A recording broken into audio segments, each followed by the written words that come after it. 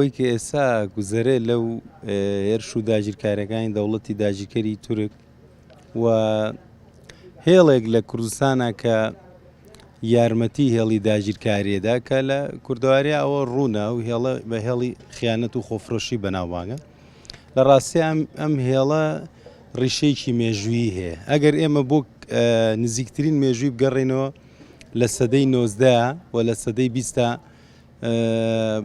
بەباشی نمونونەکانی بینینەوە. لە سەدەی 19 ئێمە دیاردەی کەوتنی میرنشینەکانمان هەیە. ئەگەر سەرنج بن لە میرنشینی بابانە بەرخۆدانێک هەیە بۆ دووبارە ئاواکردنەوەی میرنشینەکە کە عەزیز بەگە، بەڵام هەر ئامۆزاگانی خۆی بە تایبەت عەبدوڵڵا پاشا دژیەوە سێتەوە هاوکاری عوسمانیەکانەکە و میرنشینە بەڕاستی ئەبێ بە شتێک لە ڕابردوو لە مێژووە.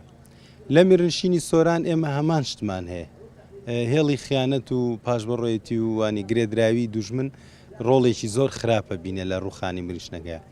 دیسان لە میرنشینی بۆتانە ئێمە بەدرخان پاشامان هەیە لە بەرامبەر هێڵی خیانەت و بەکرێگیراوی یەزدان شێرمان هەیە کە خزمی خۆشێتی بەڕاستی ئەخلیسکێ بۆ ناو هێڵی خیانەت و خۆفرۆشی و هاوکاریکردنی دوژمن. بەداخێکی گرانەوە ئەڵێن ئەم هێڵە بەردەوامی بەخۆی یاوە لە سەردەی مۆدێرنە. لە سەدەی 20 ئێمە لە جوڵانەوەی شێخ مەحموود و دواتریش شێخ سەعید و با بڵێن سەید تەها و ئەوانە هەموو ئەوانە بەدیەکەین کە بەردەوام هێڵی خیانەت ئامادەیی هەیە.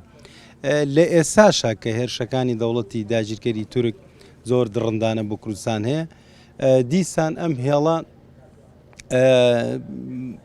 ینی بەبەرچاو هەموو کوردانەوە ڕاگەاندنەکەی توانە سیاسی و سەربازەکانی خۆی خسۆتە خزمەتی دوژمنەوە کە بەڕاستی ئەمە نە مێژوو لیانە بورێ نەگەلە کەشمان لەم کردەوە چەپەڵانەی ئەم هێڵە ئەبورێ و پێویستە گەلی کورد وشیار بێ بەرامبەر ئەم هێڵە و بە باشی ڕێبەرانی ئەم هێڵە بناسێ و ڕەشیان کە و ڕسوایان کە لە مێژوو و هیچ جێگایەکیان نەمێنێ لە ناو گەلی کوردە. ئەوەی کە پێشنگایەتی ئەم هێڵا کە هێڵی کلاسێکی سیاسەتکردنە کە پارتی دیموکرات نوێنەرایەتیەکە، بەس من پێم وایە تەنها پارتی تاوانباری سەرەکی نییە لەم کارەیە، بەڵکو هەموو ئەو هێزانشی کە بە دەوری پارتین و پاشکۆیەتی پارتیان قبوڵە و بە سیاسەتی پارتی ڕازین، ئەوان لە پارتی زیاتر تاوانبارن. بۆچی؟ لەبەرەوەی ڕوون و سیاست و کردداری پارتی ڕوون و ئاشکرایە بەڕاستی ڕاگەاندنەکەشی خستۆتە خزمەت ئەجندای داگیرکاریەوە. ئەگەر هێزەکانی کە پێیان وایە ئەوان جیاوازن لە پارتی جیاواز بیرەکەنەوە ڕوئایی کەیان هەیە بۆ سیاستکردن و بەڕێوەبردننی کوردستان و بۆ دۆزی کورد، ئەبێ هاوکاری پارتی نەبن، ئەبێ لەو حکوومەتەی کە ناسراوە بە حکوومەتی هەرێم کە لە ڕاستیە سەیوانێکە بۆ کردارەکان و ئەجندای پارتی، ئەبێ ئەوان لی بێنە دەرەوە بەڕاستی و بیسەلمێن کە ئەوان بەشێک نین لە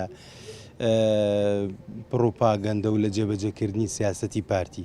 بەڵام بە بێدەنگی ئەوان دەرکەوت ئەوان بەڕاستی بە هەمان شێوەی پارتی تاوانبارن لە جێبەجێکردن و سەرڕێخستن و بەردەوامبوونی ئەو سیاسەتە خیانەتکاری و با بڵێن گرێدراوی دوژمن.